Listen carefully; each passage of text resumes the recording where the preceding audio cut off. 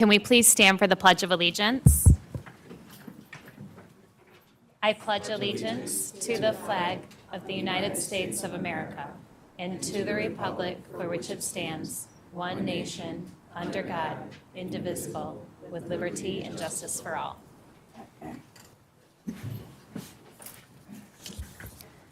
Can I get approval of the agenda, please? So moved. Support. All in favor? Aye. Any nays? Motion carries.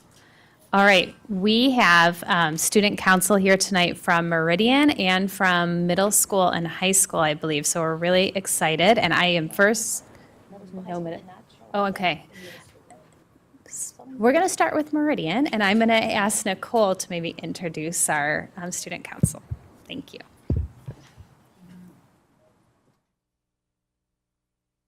Good evening. Thank you for having us. So I know we have secondary student council who usually presents everything that they're doing every month in the past couple of years. Well, we started student council at Meridian last year, so we are excited to invite them to our board meetings this year. And we do have a president and a vice president. Our vice president is out of town for the holidays, but I'd like to introduce Maxine Toboy, who is our student council president at Meridian.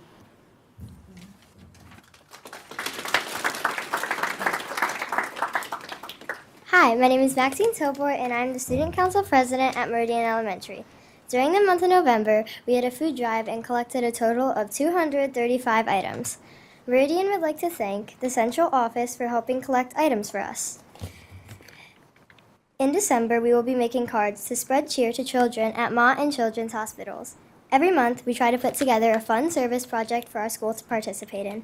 Some of our ideas were a penny war that classes compete against each other for a winner, and helping local businesses like the animal shelter and others on Groseal. Thank you.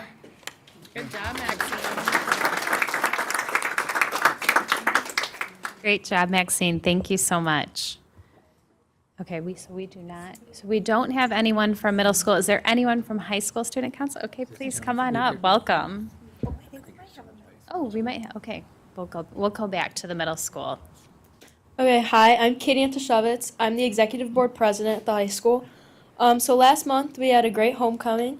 We were able to present Mr. Gaddy and Miss Sasick the Homecoming Hero Awards. Congratulations. We also were able to award Mr. Matuzik and Evelyn Hickey the Spirit King and Queen Award. At the homecoming game, we were able to award King and Queen to Sam Vesperman and Claire Coleman. And then for the float competition, the sophomores won with their Queen of Hearts float. Currently, we are now working on our winter committees. These include our can drive, staff member breakfast and Secret Santa, Spirit Week and hallway decorating contest, and our annual variety show on December 20th. Also coming up, we are registering for the Student State Leadership Conference held in Grand Rapids in late February. Thank you.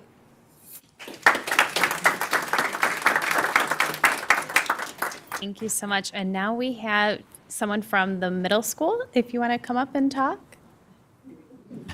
Here, thank you for being here. My name is Fiaz Cabrera, and I'm the student council for middle school. So what we've basically been doing is like teamwork stuff, and like we've basically just been doing teamwork stuff and what we're gonna do for like the fall, and that's basically all I know. Great, good job. Thanks for being here. We do have some seats up front for kiddos that didn't end up being able to come tonight, so please feel free to come and sit down. All right, next we are going to presentations, and first up we have our high school presentation, and I'm going to invite Mrs. Deshawn to come up to the podium.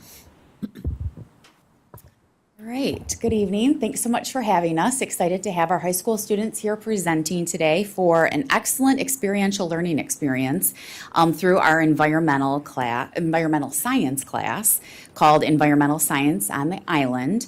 So students have fully immersed themselves in several projects in order to project and conserve our island home. So with Dr. Roscoe and Mr. Kadlitz, students have learned about the effects that urban heat islands have using a robot called a rover, which they will demonstrate for you today. So pretty exciting. Students are also working with the Groseal Nature and Land Conservancy to identify native species and explore ways to remove those invasive species.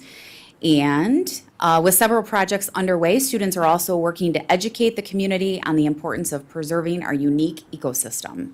Together, they are making a meaningful impact on the island's environmental health and hope to inspire others. So without further ado, we have Katie Anashevitz, Joey Chrisnagel, Anna Larkin, and Kellen Knapp.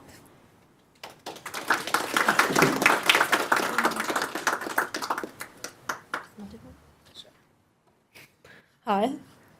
Okay, so go to the next one. We first started at the beginning of the semester by being asked, what's our story? What's our history on Groseal? Who are we as students on the island? And we took these answers to learn how we can take action, implement change, and challenge policy. Another big thing of this class is that we've been partnering with the Groseal Nature and Land Conservancy and Dr. Glore, and he has really taught us a lot about the nature on Groseal.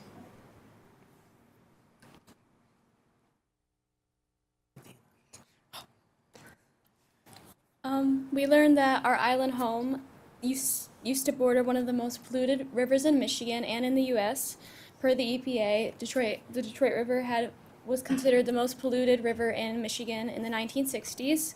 We also learned of the history of Hennepin Point and how the pollution affected our island, and we learned that we need to conserve our island home through water conservation and other methods. Sunrise Park is a area on East River that we walk to from the high school. We've been there a few times, and on the way, we have apps that we use on tablets called Seek and Merlin, where we can learn about the birds that we're hearing and seeing, and the plants that we see along the way to learn about like the biodiversity on the island. And when we get there, we look around, see what's washed up on the shore. We've even had people go in the water, and we've tested the water to see the pH and all the levels in it. We took a field trip to Bruce Jones Nature Preserve with the Groseal Nature and Land Conservancy, where we learned about 20 different types of native species, as well as learning about why it's so important to preserve and grow a connection with them to protect our island home. So after we went to Sunrise Park and we tested the Detroit River water, we came back and we wanted to see how the river water compared to our school water. So we went around to all the different drinking fountains and bottle fillers in our school, and we tested them. And I won't share the results at this meeting; that's for another meeting. But we were able to sit down with Dr. Carter and Ms. Deshawn and bring up our concerns and questions about what we could do to make it better in our school. This is the urban heat island effect, and we learned that it's just an area where the heat really takes into effect, and we can see that the temperature rises. And this is our Terra rover, and it was designed by NASA and Aaron. It's able to take the ground and air temperature around it as it kind of roves through the environment. And it's also a really great tool to see how CO2 affects the environment. And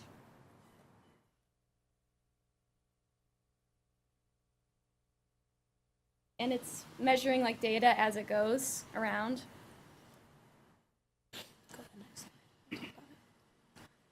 And then we were able to take our rover to the bakery from the high school on a nature walk. But on our way, it wasn't just about donuts. We were able to see the different temperatures, in the shade, sun, grass, concrete, cement, all that, just to see how the different temperatures were affected. That was our data. That was by the rain garden. Education making a difference. We think that it's more important to learn about the environment on our island to protect as well as globally, because we think citizen scientists are more important if we have them around us so we can protect the island, and just everyone around us, like the Groseal Land and Nature Conservancy, we have to help them grow too, like they're helping our class. And then Dr. Roscoe did not tell us to say this, but we just wanted to say thank you to her. She's been doing such a great job with this class. She's so passionate, and we are just so thankful and grateful to like learn all the knowledge she has to offer us, and Mr. Cadletts and his rover. His class Sorry. bill. His class bill. His class built it. Okay, thank you.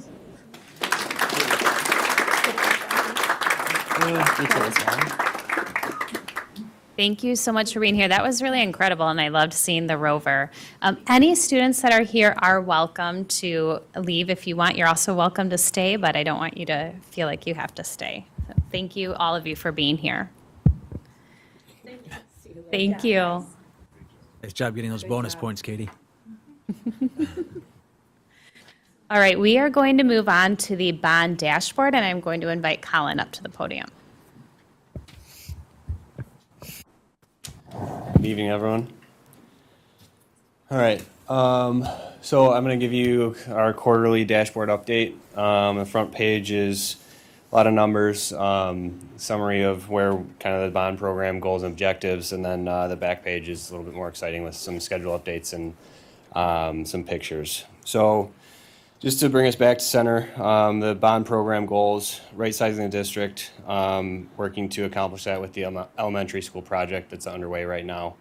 Modernizing the learning spaces, again, elementary school project, we're modernizing that learning space, creating STEM spaces in there. And then also we're looking at the middle school, high school as well. We're starting some of those design processes, which I'll get into in a little bit later. Safety and security, we're taking that into account with the elementary school and then also in our future designs as well.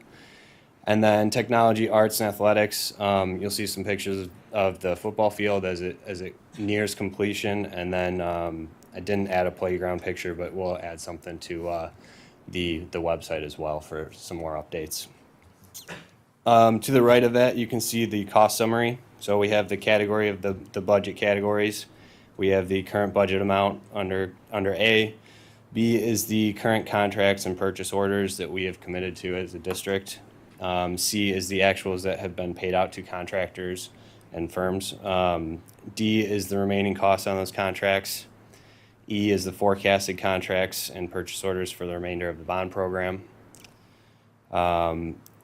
F is the unallocated reserve, also known as the contingency, owner's contingency, for the entire program. And then G is the forecasted over and under for the entire program, which is currently even right now.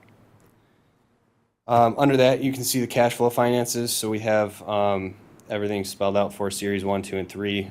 Series 2 and 3 are anticipated. Series 1 is what has been sold. You can see the earned interest, the total funds that we have available, the actuals paid, and then the current funds available. And then we are still showing the total at the $72,390,000. Any questions on the front page before I move on to the back? All right, so some critical project items that we're focusing on right now. We're continuing. Sorry. There we go. So some critical project items. We are continuing to monitor ongoing construction cost escalations and supply chain issues. It's a constant worry in construction, so we're keeping our finger on it, working with the construction manager and the athletic design firms just to make sure that we're not missing anything as we continue to move forward. And then we're also coordinating logistics with staff and contractors to ensure a smooth transition to construction activities this summer. We have a big lift this summer, so the more we can communicate, the more we can plan, the smoother that transition goes. And we really need to make sure that we don't have many missteps moving into the summer. So. And then just some general current project statuses. The Grosse Ile Elementary addition and renovations, we are in construction right now. The high school stadium renovations, we are in construction as well. We are getting ready to bid out the roofing and paving projects. For roofing would be at the high school for select roofing replacements, and then paving is in the middle school and admin parking lot. We are doing select full depth replacements and resurfacing the entire lot. And then we are also entering into the schematic design phase, so kind of the first design phase for the middle school and high school renovations. Hopefully in the next couple months we'll be able to get the collaborative back out here, show some preliminary designs and what we're hoping to accomplish at those schools in the next couple of years. So just a kind of a recap from October, where we're at right now in November, and then kind of looking a little bit ahead into the future for December. So in October, we were able to fully complete the bus loop at Grosse Ile Elementary, and then the building structure for the addition started to come out of the ground. You can see kind of in the pictures, we were able to get most of the exterior walls up in October and start on most of the interior walls. And then we poured the footings and started the masonry walls for the cafeteria expansion. So lots of exciting stuff. It's always fun when you get to see the building start to come out of the ground. And then moving on to the high school stadium, in October we were able to complete the bleachers, install a press box, and then we were able to get the turf field, or the field graded for turf installation, and started some preliminary fencing. As for future projects, we held some walks with the collaborative and the construction manager, Di Maria, walking through the middle school and high school, reviewing the PQ app, just really kind of walking with principals from both the schools, understanding what their needs are, what their wants are, how we can best accomplish that, and then sent the collaborative back to go, start some of those designs. And then kind of where we're at right now in November, the elementary school addition and renovations, we're working to get ready for the roof. They're starting to put the metal decking down. Next step is putting on the actual roofing membrane, and then just really getting dried in so they can start some of the interior activities throughout the winter and continue progress. They're also starting on the cafeteria veneer, and then they're also starting some mechanical, electrical, plumbing rough-ins, preparing that for once we are dried in. At the high school stadium, really right now we have fencing and concrete left to complete. The turf is 95% done. There's some finishing touches and some infill that still needs to be touched up, but it looks great, as you can see in some of the pictures. I thought it's a really, really sharp field. I think you guys are going to be really, really happy with it. We did walk it the other day. Like you said, there's just finishing touches left. We're working on creating a punch list, tracking that and completing that so that we can be ready for any spring sports that would play on the field. Future projects, again, like I mentioned earlier, the roofing and paving projects, we're getting ready to bid those out. And then we're working on defining the final scopes for the middle school and high school. As we said, we went and walked the middle school, high school. Collaborative has some initial ideas before they start putting everything on paper. We work towards budgeting it. We want to have another meeting, make sure that we're all on the same page. They're not designing something that we say, no, that's not really what we were looking for. So we have another meeting. Actually, I think that's beginning of next month, but that's kind of where we're headed. That's it for future projects right now. And then kind of in December into the new year, like I said, we're trying to get dried in, begin the interior work in the building addition. And then once school leaves for winter break, we will start the cafeteria demo. So we have 3 to 4 foot kind of lip, or I guess the floor is raised 3 to 4 feet in the cafeteria demo. We have to take all of that soil, all that concrete out because we're lowering the floor. It's going to be one continuous floor into the gym space. So that will start in December once school is out. And then we're also preparing, the school and working with the principal there and preparing them to serve food out of a temporary servery and eat in a temporary cafeteria. So we have that whole planned out, ready to go. Moving on to the high school stadium, like I said, we're working on a punch list. We'll be working through finishing up the fencing, finishing up the concrete, putting all the final touches on the press box, making sure we have all the tech in place there, doing our final testing, final training and everything, prepping that again for the spring. Future projects, again, just working through middle school, high school design. That's going to keep progressing. We're going to start putting numbers to some of those designs. And then we are looking at the baseball and softball field design that has progressed to a point where we can prepare it to submit to the county and do some additional budgeting and get ready for bid kind of early next year. So as you can see, we have a nice high school field aerial shot. That is the actual field. Then we have, kind of moving below that, we have the elementary school. That would be the extended learning zone, the clear story. I don't know if you remember some of the renderings, but that's kind of that big open space with the windows that are going to come through. You can see that's framed up now. And then you can see the high school scoreboard kind of from center field, or the 50-yard line looking down towards the end zone. And then kind of turning to your right, you can see up to the bleachers, see the press box. And then we have the elementary school cafeteria addition. You can see that is fully built up. They're going to have to end up shifting that whole roof out on top of that. So that's all prepared for that. So that's where we're at right now. It's been a fun process to get here right now, but I think we're, where we need to be to continue the success we've had on the program so far. So any questions? All right. Thank you for your time. Alan. All right, we're going to move on to public participation now. Thank you, folks, for being here tonight. Just a reminder, you have 5 minutes to speak, and Scooter will be helping me to keep the time. So first up, I'd like to invite Matt Reese.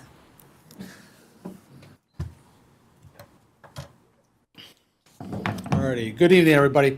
I am here tonight on behalf of the 90-plus educators in the Groesville Township School District who are deeply frustrated with the district's current financial position in the negotiation process. Our primary concerns are twofold. One, the board's financial management, and two, its apparent undervaluation of our teaching staff's critical role in the success of our kids. This marks the fourth year in the last 5 school years that we've started the school year without a contract. And we don't know of a single other district in the state of Michigan that has endured this persistent instability. The board's seemingly refusal to engage in multi-year and timely contracts create a climate of insecurity and instability amongst our staff. And this, compounded by a lack of a competitive salary schedule with our neighboring districts, is driving our talented teachers elsewhere. You already know that we have lost 35 teachers in just the last 3+ years to those neighboring districts, and that accounts for about 40% of our current roster size, which is a lot. All right, but to understand kind of where we're at, we want to take a look at or discuss the board's financial situation. So last May of 2023, we sat in this room and central office provided us with a list of funding source increases for the upcoming school year, which would have been last school year. All right, and so broken down as follows. $458 per pupil times 1,566 kids is $717,228. Section 31A increase, $205,530. Special education funding increase, $75,000. Isolated school district funding, $500,000. And then we know the district did not retain 3 positions from teachers who either left the district or retired during that summer. Those 3 teachers' salaries and benefits come out to $309,500. So in sum total, that accumulates to $1.8 million of increased revenue last school year. We are aware the district lost 31 kids that summer, so multiply the 31 kids by the full per pupil that they had for the previous school year, so 31 times $9,455 is a loss of $293,105. And we also signed a contract last fall, which is valued at about $589,215. So after all the math is done, that still leaves the board with about $924,938 of brand new recurring revenue during that school year. So I think the question that we all have as teaching staff and as parents and as a community is, with a record increase in funding from the state last year, how is it that the board spent that remaining $924,000 and then additionally went $900,000 into deficit spending? And that deficit's particularly alarming because it has nothing to do, and it's not attributed to, the teacher salaries. That's already been taken out of the equation. So let's turn the page to this year. The district is currently receiving an increase of about $300 in per pupil funding and discretionary spending from the MIPSERS refunds that are now permanent. That equates to about a 3% increase in discretionary spending. So how is it that the board, the best offer that they can come up with is a 1% raise to the salary schedule? We as a staff don't feel like that's acceptable at all. Over the past 12 years, this district has provided step increases to their teachers in barely half of those years. And in all of those years has only considered increasing the salary schedule by more than 1% twice. And during those 12 years, the teaching staff has stood by the board during those financially challenging times. And there were many that had none to do with the board, but more to do with the state and the economy.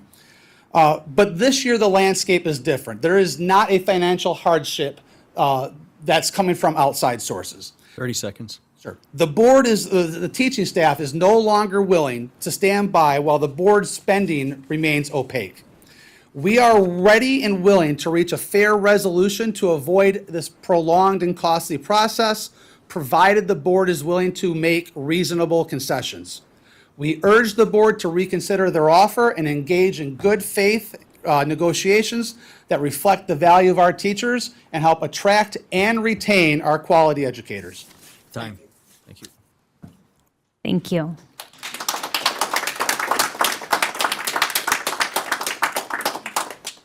Next, I'd like to invite Nick Batishel.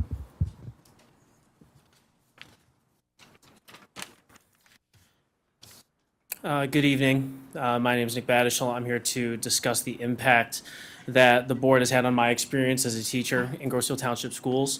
I've been a teacher in this district since 2015 when Joanne Lellicatch took a chance on me as a fresh college graduate.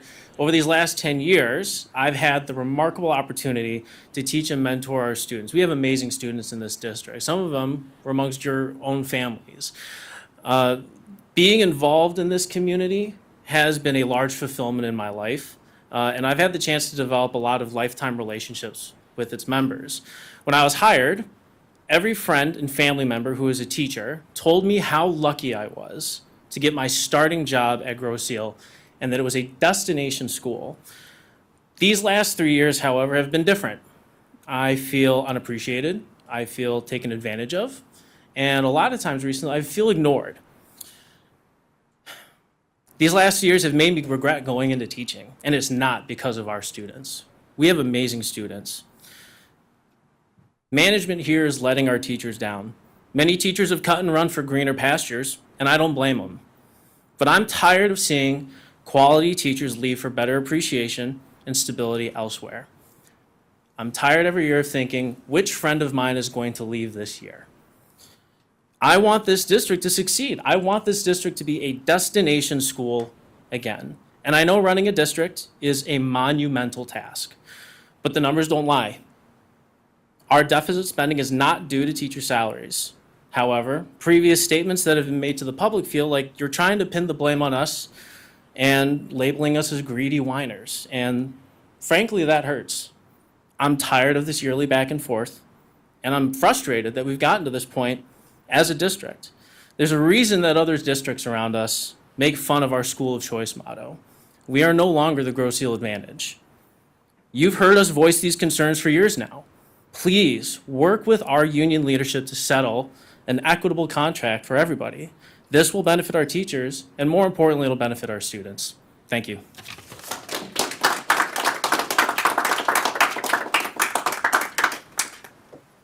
Thank you. I'd like to invite up Michelle Ivankovics.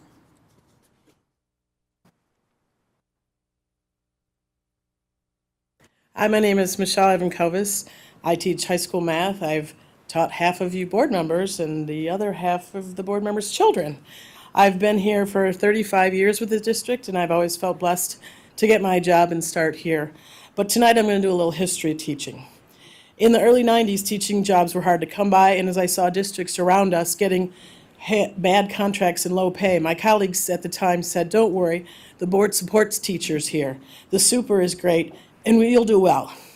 We had multi-year contracts back then, and they were settled early and with just the superintendent. Times got harder with Proposal A, and then with the economy, but we still had multi-year contracts, and good teachers stayed because they knew they could make financial plans knowing what to expect. Then the supers and the board started spending, so much so that we were put on a watch list by the state. The membership understood and things got better, but the contracts then started to get worse. No more multi-year contracts for people to make future plans, while the districts around us have 2 or 3 year contracts, leading people to be able to make money more money elsewhere and have more stability in their future. I know many people from many other districts, they're all asking what's going on in Grosse-Ile. What used to be what called the Grosse-Ile Advantage is now more of an embarrassment that we can't get a contract for more than 1 year and not even have it settled at the beginning of the year. We keep losing great teachers to other districts because they're looking for ability to plan for their futures. Please solve this year's issue and work on a multi-year contract for future years. Unless, of course, this is just a plan to keep me here even longer because you don't want me to plan my future. Thank you for your time.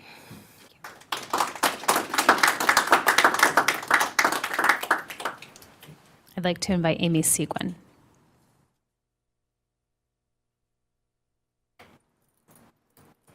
Good evening. My name is Amy Seguin. I'm a teacher at the high school. I come before you this evening to share the impact that not having a contract has on me as a teacher in Grosse-Ile Township Schools.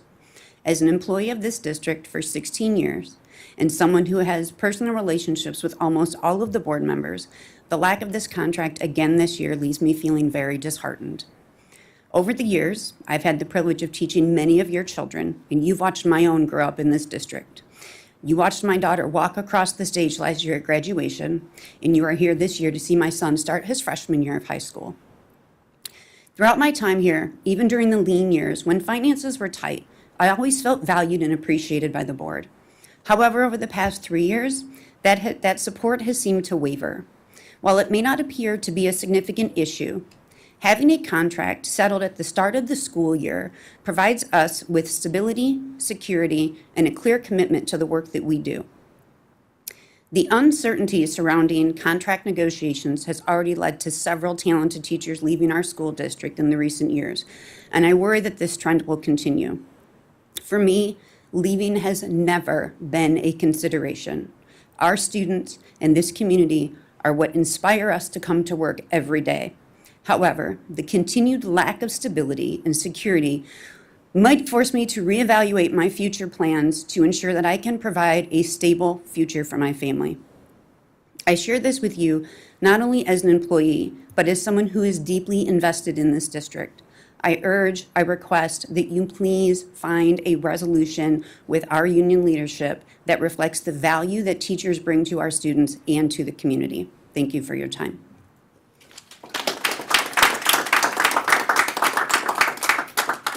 I'd like to invite up Bridget Smith.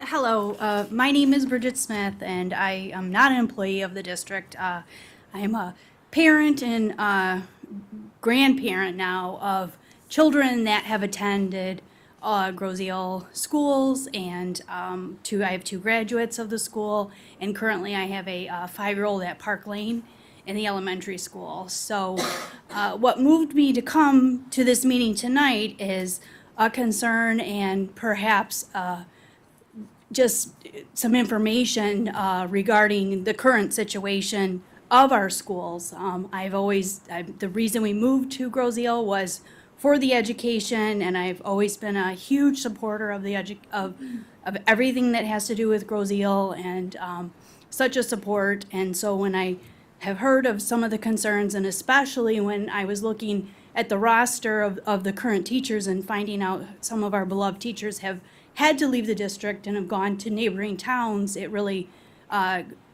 made me sad and concerned.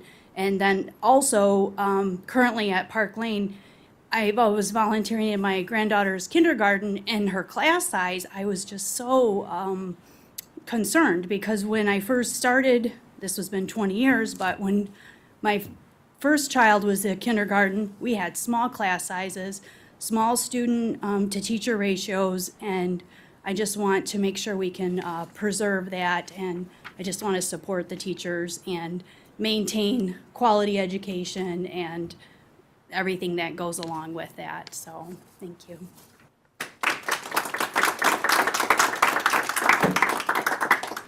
I'd like to invite Andrea Gerby.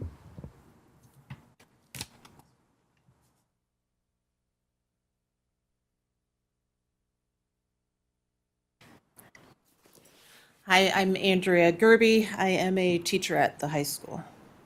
I have been a dedicated employee of this district since the year 2000, spending every day of my career at Groseal High School.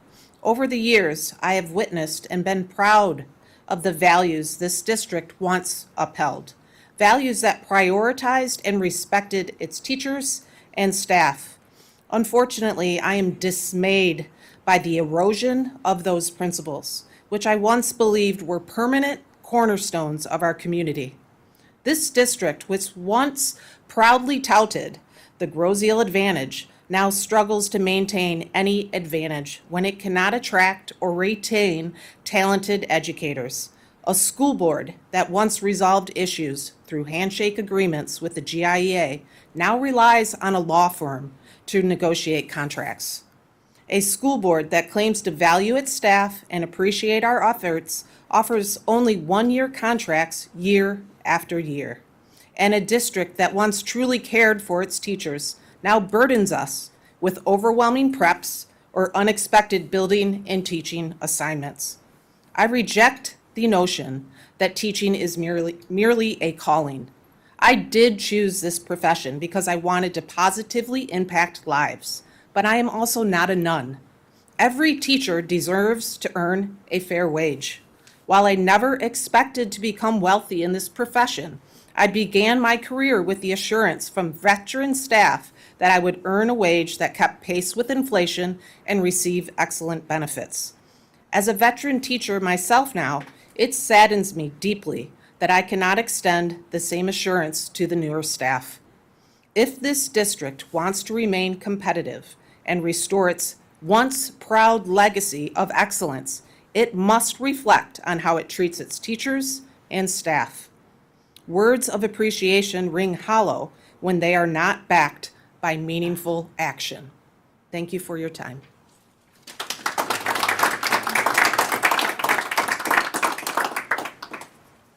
Thank you all for being here. Is there anyone else who would like to speak? Okay, thank you. We are going to move on to information and discussion, and the first thing that we have is stormwater management, and I will turn that over to Audrey. All right, as we discussed in our work session last month, we are required to look at our storm water treatment and how we dispose of waste and things into our water system. And I'm going to turn it over to Mike as he's done some investigation on that a little further. Yeah, so we found that towards the end of last school year from the township that we would no longer be under their umbrella for stormwater management, and we would have to go out on our own and start doing it ourselves. So that is something that's completely foreign to me, and I believe foreign to the district, as we've never had to do it before because it was under the township's umbrella. So I started doing research and talked to neighboring districts and got recommendations from the township as well as possible companies that we could contract this service through. And the first company I reached out to was Arch Environmental, and got a quote from them, which is under the threshold needed to go out and get quotes. But I did go out and also request a quote from another company called Aquilus, and I had a Zoom meeting with them last Wednesday to kind of gather information and see if they do provide these kind of services. And after coming out of the meeting with them, they did say they felt they could provide the services. However, they do not have a footprint in Michigan at all. They've done this in Wisconsin before, but they've never done it in Michigan. So, I have a little trepidation with that because Wisconsin is surrounded by water and has a lot of water and a lot of similarities to Michigan, but their requirements from the state might be very different from ours. So, I'm a little nervous about that. But they do provide training, water testing, things like that the other company also had in their quote. And the outcome of it basically is they'll be providing a quote with us for us the week of 12/9. So I'm waiting to hear back from them to kind of see where their quote comes in at. But right now I'm leaning towards Arch Environmental just because of their vast experience and they're highly recommended by all the other surrounding districts in the area. Basically, everybody echoes it to the best of what they do. So. And just, thank you, Mike, just to reiterate, this is under information and discussion today, but will not go before board approval as the first quote is under the threshold. Correct. To begin with. Yep. Any questions? Thank you. Mike? Okay, we are going to move on to a board-requested financial information discussion. This was a request that came out of the work session, and I will turn it over to Audrey for this. All right, great, thank you, I appreciate that. So at the last work session, we're continually having discussion about our finances and salaries, as you know, we heard today in our public comment, where we talk about insurance, we talk about enrollment. At the work session, I presented on enrollment. We had a member from the audience there at that time, and we will continue to have those discussions, and I'll fill you in on places that we are with all of those. But today, specifically, we are just going to be talking about salary comparisons for compensation for the GIEA. So to start us off, I don't have the clicker. Can someone help me out with it? Carla, if you could just take care of clicking, that would be lovely. I also want to lean into Carla. Carla is our HR director, and Linda Drizga, our CFO as well, Justin Trumka as well, who have, helped put pieces of this puzzle together. I will present to you, but specifically Carla and Linda. If I miss anything, please chime in, as this both relates to them in human resources and in finance. So the first chart that you're going to see today is a Grosse-Ile Township Schools salary over the last 6 years. And as I start us out, I want to be really specific to say it is extremely difficult to compare our salaries to other salaries because every district has a contract that's a little different. Their salary schedule may be different, the number of lanes they have may be different, the number of steps they have may be different. So we're taking an approach where we're trying to do the best to give you the broadest brush picture as we can. So when I go here, we're looking at BA step 0, so our teachers with a bachelor's degree, step 0. Our teachers with a master's degree, step 6. We feel that's pretty middle of the road for where our teachers land. Most of the time, by the time our teachers are at a step 6, they have a master's degree. And then finally, on this chart specifically, masters with 30 additional credit hours and at a step 12. So we're just taking a look right here at 2019 through our current year and our salary trends. So you'll notice that the BA Step 0 has increased 6.3%. Our Master's Lane 6 has increased 6.6%, and our Master's 30 at 9.23%. And that's just specific to that lane and that step, not teachers that would have received a step as well. You'll also notice that in 2021, 21-22, 22-23, and 23-24, there's an asterisk there that says additional off-schedule compensation. We'll go over that in a future slide. This is just specifically to base salary, not any additional compensation, no benefits, anything like that. Audrey, that is also from the increases from 19, for example, let's just take the initial bachelor's, the 6.63%, whether it's a bachelor's or the master's 6, that's the increase from 19 till current. It's not a per year increase. That is correct. Total increase over Yep. the years. Yes. Audrey, and I should know better than this. So if you're in MA6 in 19 to the current year, how many steps would you have gotten in that period?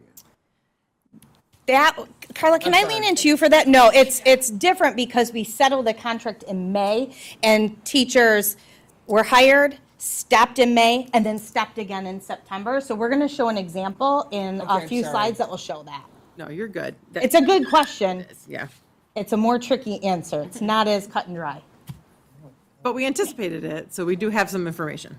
I will do my best, John. Let's try this. Go ahead. All right, so when I mentioned the off-schedule compensation, there were other pieces to that puzzle that went along with that last chart.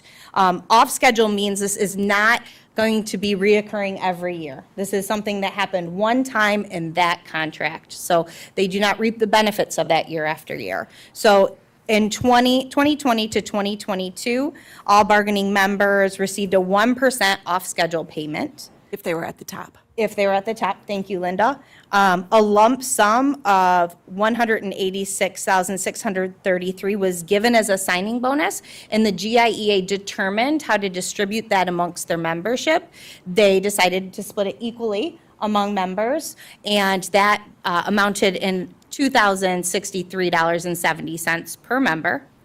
And then this is where I talked about how it gets a little interesting with the steps, that teachers that were hired for the 2020-2021 school year received a step in May of 2021. So they worked from September to May, received a step, and then another step in September of 2021. Can you refresh my memory? What's a step, the amount of a step? On average, it's 5%.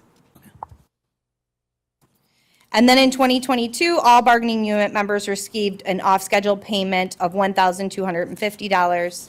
And then in 23-24, the Schedule B salary schedule increased by 2%. And for those, especially at home watching, Schedule Bs can be coaching stipends, to mentor a teacher that is a Schedule B, to be teacher in charge if the principal is not in the building is a Schedule B, Club leaders. a PLC leader, and class Class advisors, right. Those are examples of what a Schedule B is, and those are additional as well. So in the next slide, we actually took people that we could say, if you started in 2020 on a Step 1 bachelor's, what would that look like as of today? So to start with someone who started or was on a Step 1 with a bachelor's degree in 2020, they would have been making $43,000. And then in 2024, they'll now be on Step 6. And that doesn't seem to add because it's a different amount of years than steps, but it's because of that funny May. So it's a few more steps. And they'll currently be at $61,677, which is a 42.89% increase. Now, those steps didn't increase. That's just the increase that the teacher would have over those years. Their salary would have increased 42.89%. For a teacher that was at Step 6, a master's plus 30, it was a 34% increase. And you can see the difference between 2020 and 2024, starting at a Step 6, ending at a Step 10. And like Suzanne had asked, and it's important to point out that these aren't raises given necessarily, if we're talking about raises being an increase in the salary schedule, but they are an increase in pay because those 5% increments are built into the contract. Does that answer your question, John? Yes, it did. Thank you very much. I have another question. Sure. If I may ask. I know you went Step 1 BA in 2020 to a Step BA in 2025. How common is it that a teacher who started in 2020 would now be on a master's schedule? Like an MA, like if they did it like an MA plus 30? If I had to guess, I would say it's a 50-50, really. We have some that started there that are still at a BA, and some that have received it over those years. Of course, it's what we want our teachers to do, right? No, But I'm not saying that's not what we want them No, to do, but it does I hear you. result. So, for example, again, if I started off in 2020, right out of college, and I went and got my extra 30 credits, and now I'm on the MA 30, I could potentially have gone from 43 to 88. that is true. Sure. Yep, No, That's true. that is true. Yep, the example in that first one, it's a good point, John, is just if they were to have stayed no, at no, a it's just bachelor's. totally static. Yep, totally. And more importantly, we do not have discretion of not honoring if someone goes to MA 30. If they come in and provide their certification, by law, we have to put them on that pay schedule, right? Whether we ask them to do it or not. Yes. Thank you. Absolutely. Okay, so I want to give some examples because when we start talking about this, when I talked in the beginning about it not being apples to apples, it's not. And here's some good examples of why they are not. And I'm going to show you two, actually. One of Flat Rock, which is a like-sized district to us in the Downriver area. It's the closest you can get to a size like Groseal. And then Lincoln Park, which is not a district like us. And we do know from just hearing, we've had conversations that Lincoln Park teachers make more money than our teachers. So I want to be really transparent and show you that amount as well. So here, this is our best way of showing you how to make a like comparison. Flat Rock, it syncs up really well. You'll see that their Step 11 BA 20 matches Flat Rock's Step 11 BA 20. But then you'll also notice that it takes Flat Rock 4 more steps to get to the top, where we top out at Step 11 there. As far as a Master's 30 lane, you will notice our teachers max out at 100,000, and over in the Master's 30 in Flat Rock, it's 89,000, but they'll eventually get to 99 after 3 more years. This is really to show you that it's very hard to give exact comparisons because no 2 contracts are alike. So in 2 slides from now, you'll see we tried to do that the best we could by finding you like districts. So if you go to the next. Yeah, and Audrey, just to point out, that is base salary. Yes. Yeah. And Audrey, I understand comparing Grozell to Flat Rock, but I have another question. And this is probably better directed at Linda. Their Title I versus our Title I, how much more would they get in federal funding for free and reduced lunch? Their free and reduced lunch is greater than ours, and I don't, off the top of my head, I'm going to say it's around 20%. I don't know exact. That is pretty accurate. Yeah. Yeah, so. And ours is. Even, And ours is around 12. 12, yep. So if we go to the next slide, please, Carla. I'm so sorry. That's okay. I also wanted to show a district that was not like ours in size or in funding as well. And you'll notice in the Lincoln Park's salary schedule, there are only 9 steps. So it takes a teacher a lot less time to get to the top of that scale as it does Grozell. So when we look at comparisons, we're comparing the top of Lincoln Park scale to step 8 of our scale, because you'll notice we have a 0 and they do not.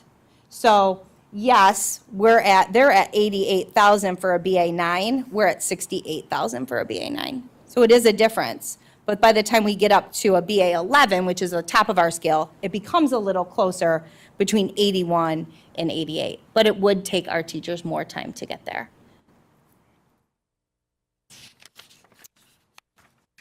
All right, so next we're going to compare Downriver District salaries. And we are looking at, again, like salaries. So you'll notice that Grozell is always in red for the bachelors and the Downriver District is in gray. Why we have Grozell next to the Downriver District in every column is because you can only compare those 2. You cannot compare Allen Park and Melvindale because those might not be their top.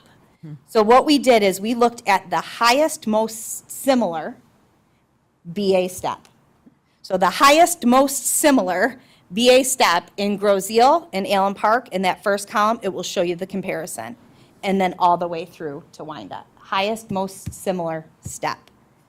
And just to reiterate, you can't compare district to district, only Grozell to that district. I'm going to lean into Carla a little bit from HR and just make sure I said that correct. Yeah. I would have hopped in if you didn't. So what do you mean by the highest? We were trying to come up with like our top step, but we can't just go top step across the board to compare district to district. So we're saying, and I'll go back to, should I go back to that other slide? Yeah. Yeah. Yeah. So if we look at the Lincoln Park slide,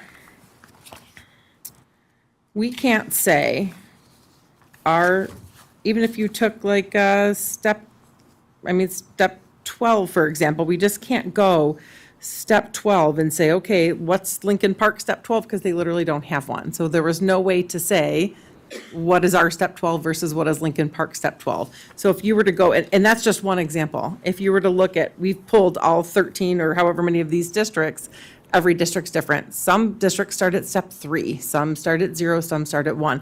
So you just have to make the best comparison to that specific district. You can't just say, what is this district step 11? What is this district step 11? And go all the way across the board, because they're going to be all over the map. I think it's important to point out here as well, if you look at the lanes, we call those lanes across the top of our BA, BA20, MA, MA20, MA30. And then if you look at the lanes for Lincoln Park, that's just the example we're using. But you'll notice they have an ed specialist, they have a master's plus 45, and then they have a doctoral degree as well. So when you look at that 111,000 at the bottom, that's for teachers with a doctorate degree. And we don't have that on our MA30. Again, in fairness, if I try to say our MA20 and compare it to their MA15, there is a little bit of a discrepancy there, correct? You're at the top step on MA20, we're at 99, and their MA15, which I would probably be as close as we can get to equivalent, Right. they're about roughly 5% more. That's correct. I'm just trying to be fair-minded and everything else. Yep. Now, I have a question, and this is, and I know this is probably very unfair. Wasn't it not that long ago, prior to COVID, I mean, and all the other Title I money and everything else, that was not necessarily the case? Because everyone's, at least in front, teachers are taking their position today and extrapolating and saying, look, if we started today here or we started today in Lincoln Park, our careers would be at different paths. But if you went back 6 years and said that, it might not have been the same thing, right? Lincoln Park, I want to say Lincoln Park was a little bit behind us at that point. Yeah, it is fair to say the COVID dollars did not level a playing field for us at all. Those set us back. Yeah, they really did, and we as a district chose to really put those dollars to student learning loss. That really was the intent of the COVID money, to make sure our students were able to grow and to get caught up for the time that they spent at home. We put that money towards an interventionist, we put it towards an instructional coach, we put it towards student advancement coordinator. We didn't supplant with it at all. And we put it towards things that we would hopefully raise student achievement, knowing that that money was going to go away and that it would get pulled at some point. And unfortunately, yes, those jobs also went away, but hopefully we did a lot of good with them when we had the money. But So I guess, I'm sorry, I get the COVID money, and there's different, and that was based on Title I, but hasn't Title I funding changed dramatically in the last 4 years? our Title I funding has changed dramatically. It went down by about $50,000. And that's dramatic for us when we only get $45,000. But when I'm saying other districts' Title I money went up at, I mean, like, would other districts have more discretionary spending with more Title I money? That would be a question I think we should ask and answer in the future. It's a good question. I don't want to No, commit to it, but it's a good one. No, I'm asking you to answer it in the future. If you don't know the answer, Any other questions on, nope, go ahead, switch. Just that first, at the BA side, it looks like Sure. we're really like right in the middle. Is that a fair assessment? Where our pay is higher than half of them up there than 6, and it's lower than 6. That's what it looks like. Yep, and we will show that even, drill down even a little bit more further on, but yes. Okay. So next slide is for masters, and again, that's the highest, most similar in the masters lane.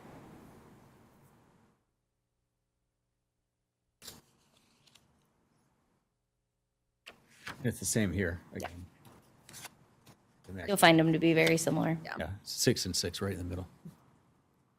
Am I good to move on? Yep. Will you flick it, please? Oh, you did. Sorry. As we often do when we look at student achievement data, we look at like districts. So according to Munetrics, which is a data system that we use, they compare districts that have similar free and reduced lunch populations to us, that have a similar student count to us, and that the per pupil state foundation funding is similar to us. You'll notice that none of the schools listed are downriver districts. So we wanted to make sure we focused in on schools that had the same size and the same funding as Grosse-Ile. I think that's very important. With this slide, you'll see Grosse-Ile, I kept it all together because there were less. It's Grosse-Ile BA in the first column, like comparison district BA, Grosse-Ile Masters, like comparison MA. And we did it the same same way, by looking at their salary schedule and finding the highest, most comparable step. I mean, what I see here is a way to celebrate that with the funding that we have that is similar to Armada, Ida, and Frankenmuth, we are still able to offer very competitive salaries if you're looking at like districts. Any questions here?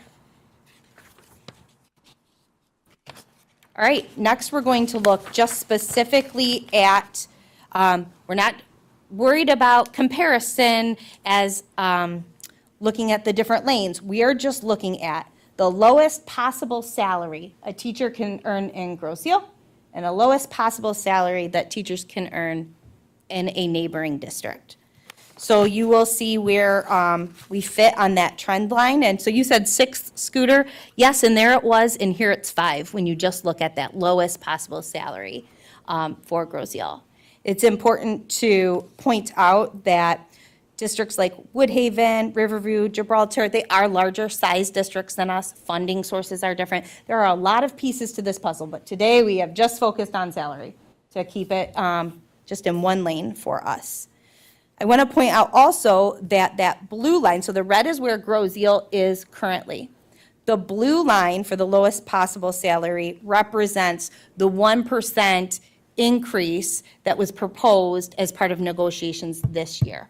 So if that would have been accepted, that's where our teachers would have been. So you'll see it jumps just a little bit between that red line and the blue line.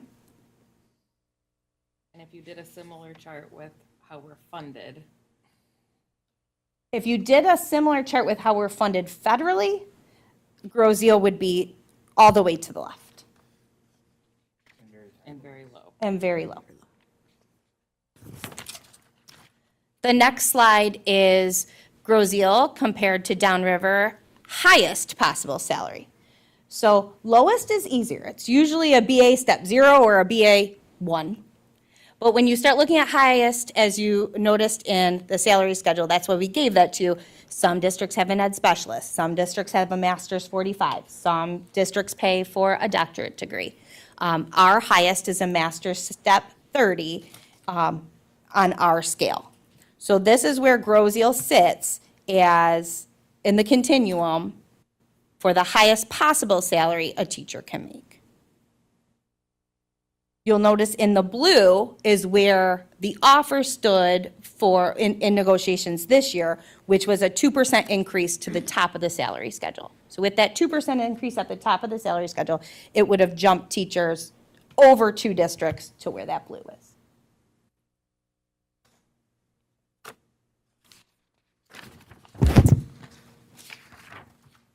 All right, and then in our final slide, it's just important to note a few summary points from the data today, that a median salary for a Grosse Ile teacher is $92,054.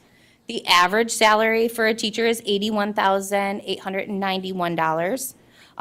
As of 2023, 51 of our teachers, so that's 34, almost 35%, 34.92%, have been with Grosse Ile for 11 or more years, which is great. 49.45% of Grosse Ile teachers are currently at the top of the salary scale. 19.78 hold a bachelor's degree, or percent hold a bachelor's degree. 80.22 holds a master's degree. And then we talk about the COVID funding a little bit in there too, which I already spoke to a bit. But it's important to note, and I know this isn't necessarily just about funding, but we can't talk about salary without talking about funding. They do go hand in hand. And it is really important to note that over the past years, additional funds have come our way with 31AA. We have a COSA grant. We have our Title I funds, all of these funds that fund different things. However, those have to go into certain areas. So just to note, and this is super important, that Justin Tromka, as our Executive Director of Instruction, writes these grants that secure these funds, or whoever is in that position. It's Executive Director now, it was Curriculum Director when I held it. But all of those grants go to fund, for example, our math coach is funded through a grant source. Our literacy coach is funded through a grant source. Our dean of students is funded through a grant source. The literacy intervention teacher at Park Lane, grant source, that's Title I. And then MTS hours at the middle school as well. Those are funded through a grant source. So when we hear that we are getting additional funds for 31AA title, things like that, it is true. And then we have to put them back a certain way. I mean, when we apply for a grant, it's for a specific purpose. and Correct, We have to right. spend it. It just doesn't go to the general fund to be True. used as we like. Yes. What additional questions do you have?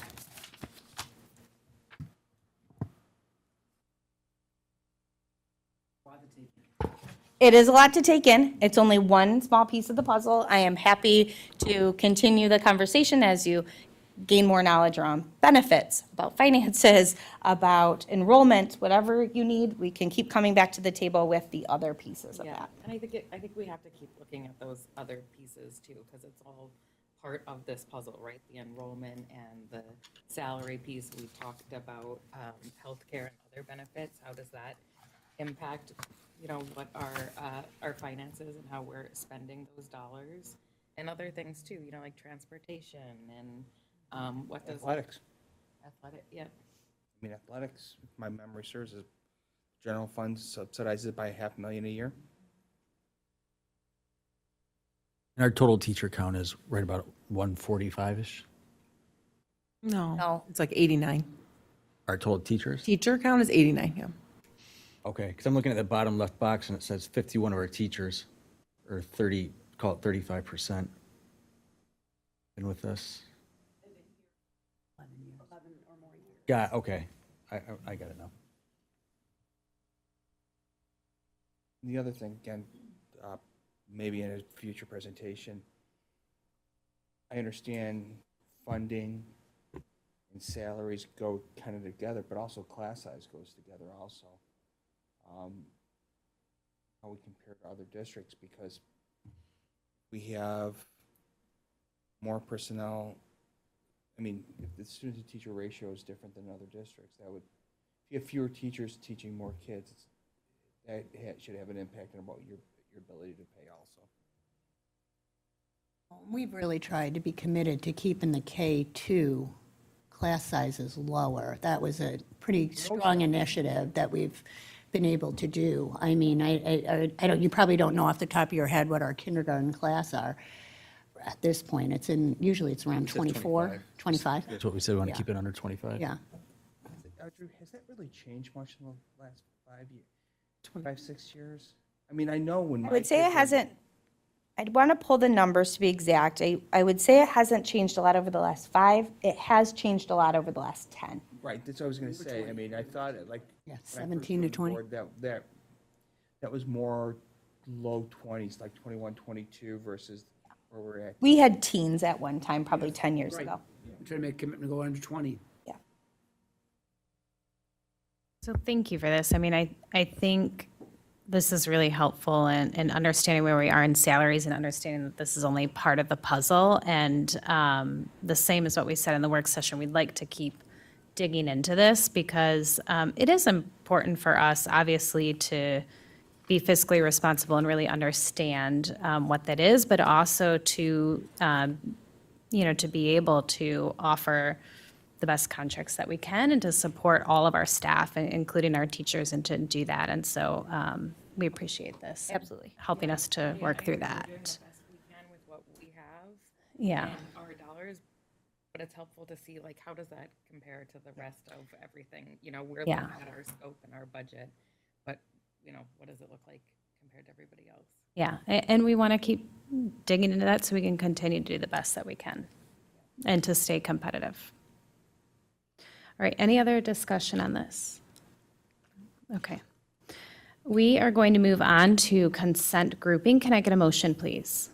I move that the Grosse Ile Township Schools Board of Education approves the consent grouping items as presented. Support. This is for the payment of the bills for the period of October 1st, 2024 through October 31, 2024, in the amount of $2,465,944.19, and the approval of the October 22nd, 2024 regular meeting, October 22nd, 2024 closed session, November 12th, 2024 work session minutes. Great. Any discussion on this? All in favor? Aye. Any nays? Motion carries. All right, we will move on to action items. The first thing is the personnel update. Can I get a motion, please? Move that the Grosse Ile Township Schools Board of Education approves a personnel update as presented. Support.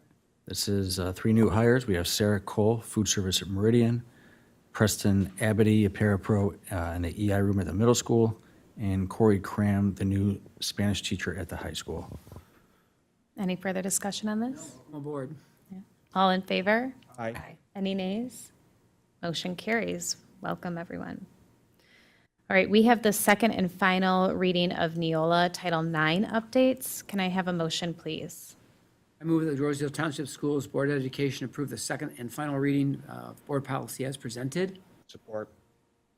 This is a new board policy 2264 for the non-discrimination on the basis of sex in education programs and activities.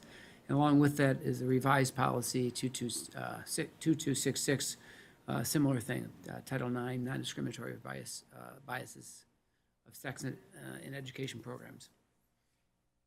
And we're basically accepting Neola's recommendations on these. Correct. Right. All in favor? Aye. Any nays? Motion carries. We will move on to the bond sale. May I have a motion, please? I move that the Grosse Ile Township Schools Board of Education approves the attached authorizing resolution. Support. At this time, the board desires to issue for sale a portion of the bonds approved by electors of the issuer in the amount not to exceed $30 million as the second series of bonds. And this was reviewed a couple times in finance and in work session. And we had the team come in and talk about that to us as well. Great. Any further discussion? All in favor? Aye. Any nays? Motion carries. Last action item are gifts to the district. Can I get a motion, please? Move that the Grosse Ile Township Schools Board of Education accepts a gift to the district as presented with thanks. Support. And this was the donation of 186 turkeys to all staff of the township schools. These were donated by Mr. James Ohab, Whiskey's on the Water, Wing Zone, Epic Property Management, The Market Catering, the Mace Agency, MEMIC Insurance, Jackson Snyder Park Dentistry, Grandmont River Oaks Realty, Complete Maintenance Plumbing, Gotox Aesthetics and Wellness, the SERB team of Edward Jones, and Michigan Custom Signs. All in favor? Aye. I do want to say, I think it's Jackson Snyder and Parker Dentistry in that park. Any nays? Motion carries. We always Thank you appreciate all very the gifts much. to the district, and this one Yes. was a special one for all the turkeys they gave out. Absolutely. Thank you to everyone who, to James for organizing this and everyone who donated. It was really special. All right, we will move on to the superintendent update. It's my favorite part of the meeting, getting to celebrate all of the great things that are happening in the district, and I have a little list, so please bear with me. First, I would like to celebrate and congratulate the cast of Alice in Wonderland. Our high school students recently showcased their talents in the fall play, so congratulations to the cast, the crew, and the directors on a great production. Our middle school robotics team recently competed and demonstrated their skills and creativity, and it's always exciting to see our students shine in the robotics arena. They amaze me. Celebrating fall athletics, our athletes last night celebrated at their fall award celebration. There were many individual achievements and team achievements, but I'm always especially proud of the sportsmanship of our athletes. We are often complimented by officials, by coaches, and by spectators on the character of our student athletes, and that makes me most proud. I'm proud to share that Justin Trumka, our executive director, and myself will be presenting at the upcoming Michigan Elementary and Middle School Principals Association Conference in December. The conference theme this year is Leadership Legacy, and they felt that the work that we are doing here in Grosse Ile aligns with their conference theme this year. So Justin and I will be presenting on leadership legacy and growing leaders from within your organization and how you can create a pipeline to leadership in your district. So we're excited to showcase Grosse Ile on a state level. I think that's amazing whenever we can do that. And I also want to give a special thanks to our community members and families who provided 186 turkeys to our staff members. Our staff had great smiles coming in to pick up their turkey, and I was glad to help them pass out turkeys, bag them up, and sling them out to people. It was awesome, the highlight of my week. And then finally, as we approach Thanksgiving, I want to wish everyone a holiday filled with loved ones, delicious food, and hopefully a Detroit Lions win. And I am grateful for all of you. So thank you. Thank you. All right, thanks, everyone. Meeting is adjourned.